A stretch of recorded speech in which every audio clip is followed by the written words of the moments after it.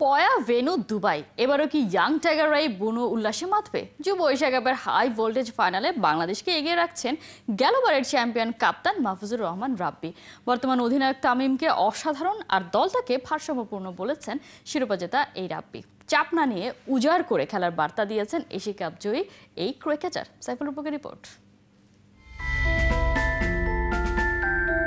December বিজয়ের মাস ঠিক এক বছর আগে অর্থাৎ 2023-এর ডিসেম্বর 17 তারিখে বাংলাদেশের যুবারা দুবাইয়ের মাটিতে এশিয়া কাপ জিতেছিল রাব্বির নেতৃত্বে। এক বছর না যেতেই আরও একবার ফাইনালে এবং ভারতের সামনে রাব্বি সেই চ্যাম্পিয়ন দলের ক্যাপ্টেন, সেই চ্যাম্পিয়ন অর্থাৎ এই জার্সি পরেই কিন্তু চ্যাম্পিয়ন হয়েছিল ঠিক এক বছর আগে। কি মনে হয় আজিজুল হাকিম তামিমদের উপর কতটুকু বিশ্বাস আপনার? আলহামদুলিল্লাহ, ওরা খুব ভালো ক্রিকেট খেলছে, সবচেয়ে বড় কথা।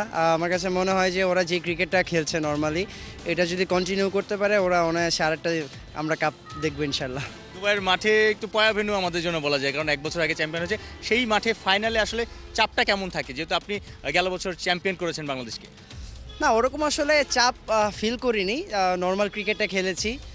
তাছাড়া ওইখানে আমাদের অনেক প্রবাসী ভাইরা আছে, মানে আমাদেরকে তারা খুব অনেক সাপোর্ট করেছেন, আমাদেরকে উদ্বুদ্ধ করেছেন। তো আমরা আসলে অনেক ইন্সপায়ার হয়েছি, ওইখান থেকে আমরা অনেক ভালো ক্রিকেট খেলতে। গেল বছর যদি বলি, স্টুয়ার্ট ল আর আপনি কোচ এবং ক্যাপ্টেন ছিলেন, অন্য ক্রিকেটারদের ফাইনালের সময় ফাইনালের ম্যাচের আগে কিভাবে ইন্সপায়ার করেছেন, কিভাবে মোটিভেশন দিয়েছেন? আসলে আমার শুধু একটা কথাই ছিল যে এটা জাস্ট একটা নর্মাল ম্যাচ, ফাইনাল ম্যাচ।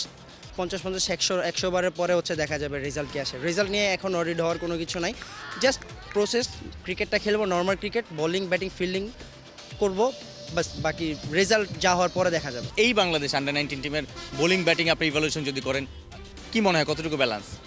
আমার কাছে মনে হচ্ছে যে এই টিমটা বোলিংয়ে খুব ভালো ব্যালেন্স আছে। তাছাড়া ব্যাটিংয়েও সবাই খুব ভালো রান করতেছে, এটা খুব দরকার, যেটা মেইনলি দরকার টপ অর্ডারের ব্যাটিং করা। এই 19 দেখলাম টপ অর্ডারের সবাই অনেকেই রান করতেছে। সবচেয়ে বেশি উইকেটের যে লিস্টটা, সেখানে কিন্তু বাংলাদেশিদের আধিপত্য আছে, ভারতীয় বোলারদের সেরকম অবস্থা নেই। ভারতীয় টপ অর্ডার ব্যাটিংটা ভালো, তবে বাংলাদেশের যে captain leading from the front বলা যে আজিজুল হাকিম তামিম, 4 ম্যাচের মধ্যে বাংলাদেশ 3টা ম্যাচ জিতেছে, 3টা ম্যাচে তার 2টো 50 একটা সেঞ্চুরি। তার ব্যাটিং কেমন দেখেন? আপনি ক্যাপ্টেন্সি করেছেন, এশিয়া কাপ জিতেছে, তার ক্যাপ্টেন্সি এবং তার ব্যাটিং কীভাবে ইভ্যালুয়েশন করবেন? না, ও খুব ভালো টাচে আছে। আমি মানে দেখেছি তো কয়েকটা ম্যাচ, 3টা ম্যাচে খুব ভালো ব্যাটিং করেছে। আমার কাছে মনে হয় যে ওর আরও ফোকাসড হওয়া উচিত।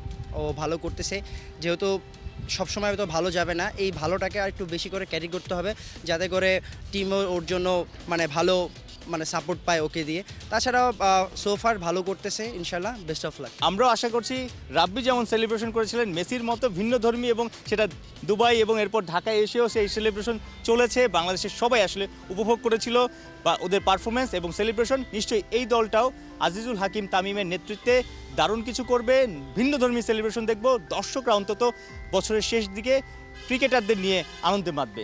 ধন্যবাদ রাব্বি আপনাকে। সাইফুল রূপক, 71, নারায়ণগঞ্জ।